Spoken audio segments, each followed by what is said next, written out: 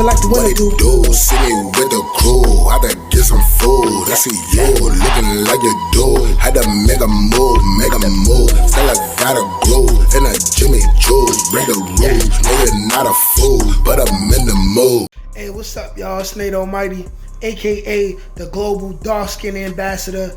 Yes, my covers are pink. I think that's swaggy. Make me feel like I'm sleeping in the pussy. But anyways, today we gonna bring y'all something different. I got my goggles on because I wrote me an essay on the life and times of Larry Hoover, all right? This is a disclaimer saying that by no means am I celebrating the gang lifestyle.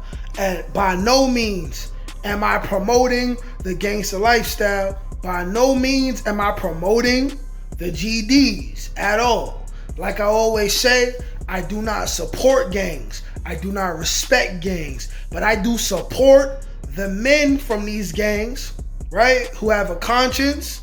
And even if they did wrong in the past, they have a conscience and they want to do better in the future. I respect the stand-up guys. Like I said, these are the life and times of your boy, Larry Hoover.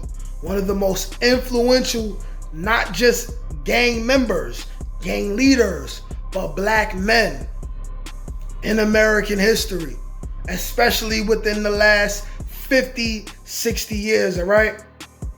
This man had talents, and if put in different circumstances, he could have been a very beneficial person to the black community.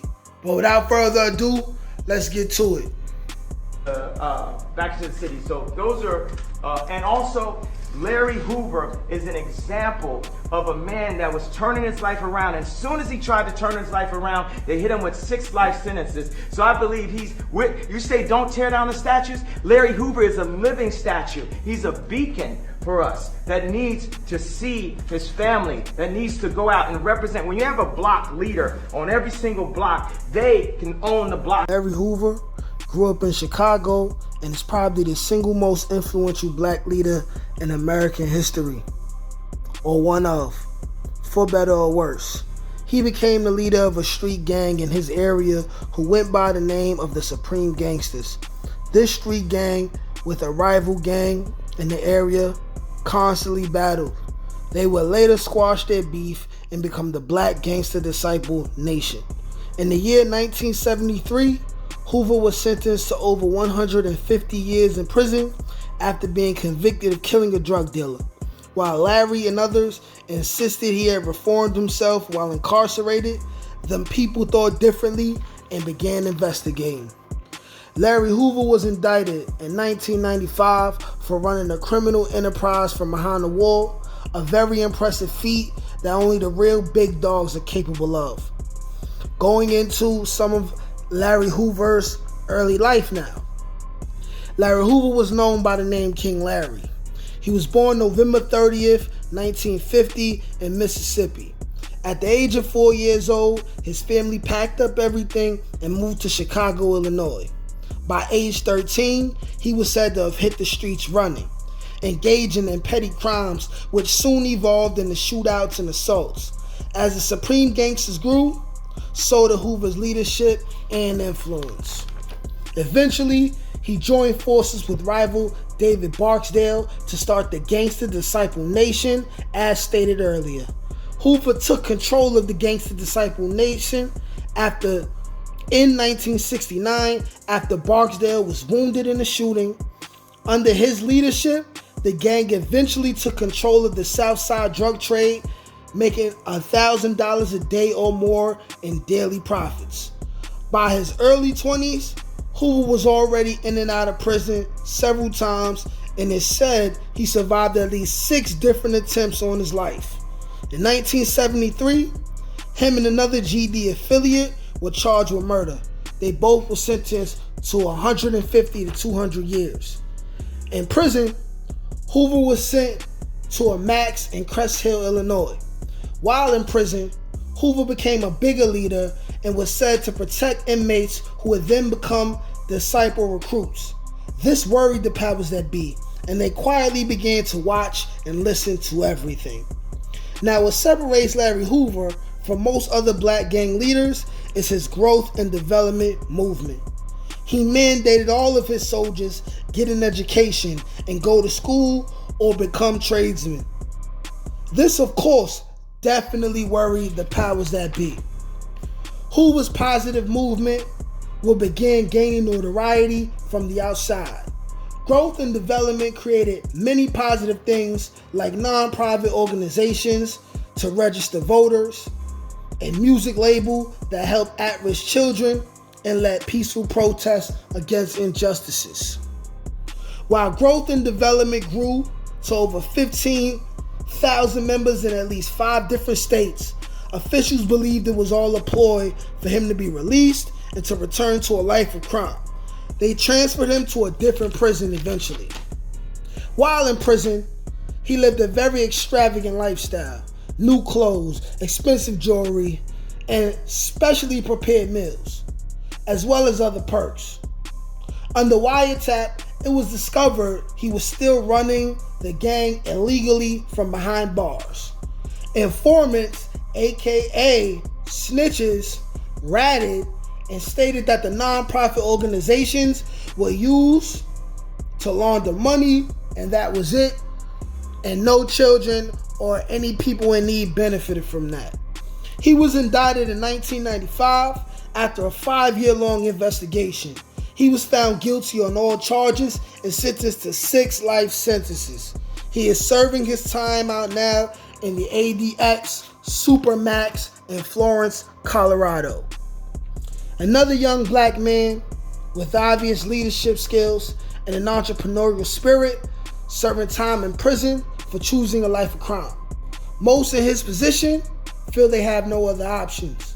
With better resources and more knowledge readily available at a younger age, Larry Hoover possibly could have been one of the most known and successful businessmen or some kind of leader in some type of way in our time.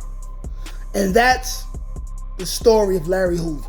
Okay, so even though I do not want to glorify the obviously negative things that the brother Larry Hoover has contributed to the black society, I also understand that Larry Hoover comes from an impoverished neighborhood like many of us, lacking in resources, lacking in care, lacking in funding, lacking in programs for children, lacking in vocational programs in schools for children. Okay, I'm a person who sees the good within everything. Okay, who knows if Larry Hoover is actually reformed now.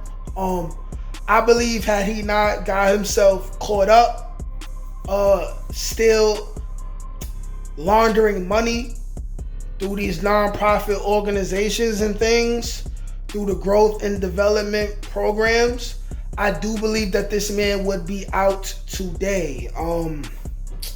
This man is highly influential, and to get to the level that he's at, you have to be someone who's very good with words. You have to be someone who's very charismatic. You have to be someone with a reputation that's respectable and in a lot of cases feared. This man has a family. This man has people who look up to him. This man is still having people who want him out. Even Kanye West, who he said recently in a record, I told Drake, don't play with me. And that's on GD. Who knows? It's very possible today that this brother, after doing so much time in jail, could actually come home and make something of himself. Now, being that if he came home tomorrow, right, the people who allow him to go home, they would be monitoring him anyway and wiretapping his phone calls anyway. So I would say in his old age, why don't they just let that man go? Let that man get some fresh air.